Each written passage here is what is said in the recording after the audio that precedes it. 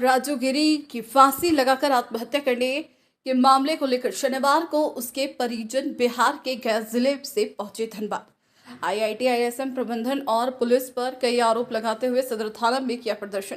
आपको बता दें कि धनबाद आईआईटी आईएसएम के सिक्योरिटी गार्ड राजू गिरी की फांसी लगाकर आत्महत्या करने मामले को लेकर बेंगाबाद को उनके परिजन बिहार के गया जिले से धनबाद पहुंचकर आईआईटी आईएसएम प्रबंधन और पुलिस पर कई आरोप लगाते हुए सदर थाना में विरोध प्रदर्शन किया।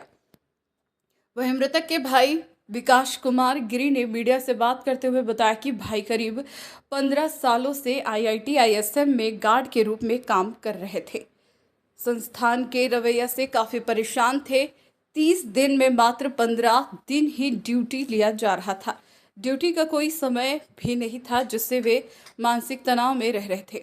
साथ ही भाई ने पुलिस पर भी आरोप लगाया कि बिना परिजन को कुछ बताए ही पोस्टमार्टम कर दिया गया, जबकि सूचना मिलने पर हम लोग आ ही रहे थे। थाना पहुंचे परिजनों से मांग किया कि अभी 20 साल उनका नौकरी और था, इसलिए उनके पत्नी को आईआईटी आईएसएम की ओर से नियोजन और मुआवजा। सर, मेरा मामला है कि मेरे बड़े भैया राजू रंजन गिरी आईआईटी आईएसएम में लगभग पिछले 15 साल से यहाँ जॉब कर रहे थे। एक सिक्योरिटी गार्ड के तौर पे यहाँ थे और हम लोग 3 भाई बहन में सबसे बड़े हैं और पूरा परिवार के या शादी विवाह जो भी है यही किए हैं। ये मेरा करता धरता सब है। अचानक से ये बहुत दिनों से मतलब शोषण हो रहा था ड्यूटी के लेके कि ड्यूटी नहीं दिया जा रहा था। ड्यूटी जो कि 26 दिन एक्चुअली ड्यूटी होना चाहिए था जो सरकार के अनुसार है। ड्यूटी कभी 17 दिन, कभी 18 दिन, कभी 15 दिन, तो कभी 20 दिन। ये था ड्यूटी का एक टाइमिंग नहीं है सर, कोई फिक्स। आप अगर रात के ड्यूटी करके जाते हैं तो आपको 8 घंटा रेस्ट होना चाहिए, उसके बाद ड्यूटी होना चाहिए। नहीं कभी दोपहर में ड्यूटी है, कभी रात के, कभी शाम के, मतलब जब उसको जब इच्छा करेगा जब ड्यूटी।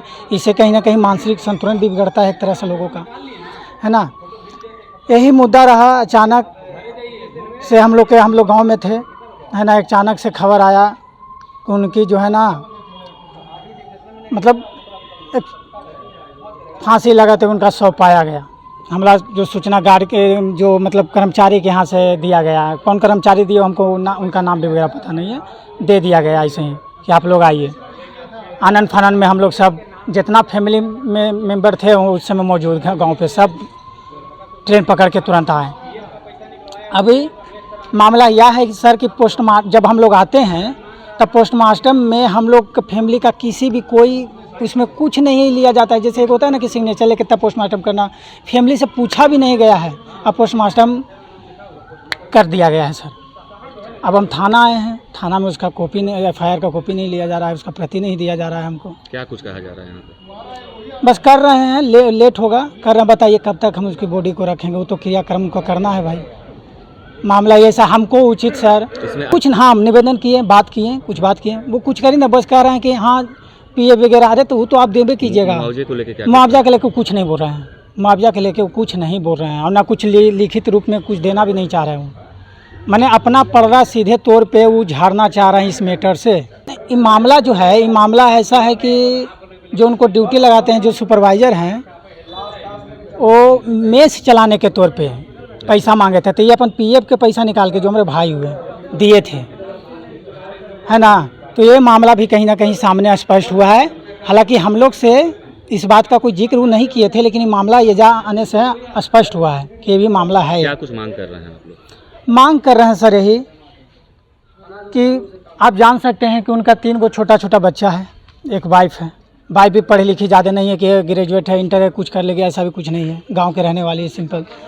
तो हम लोग के मुआवजा ही है, उनको उचित जो मुआवजा मिलना चाहिए। उनको 20 साल ड्यूटी अभी आईएएस में आओ बच्चा था, दिया जाए उस तौर पे। और जो उचित मुआवजा है उनको एक जॉब दिया जाए जो हम उनकी वाइफ है कम से कम, जिनसे वो भरण पोषण अपने बाल बच्चों को कर सकें। बस यही चाहना है। बिहार के गया जिला कोंच थाना मंजाठी गांव के रहने वाले। नाम नाम मेरा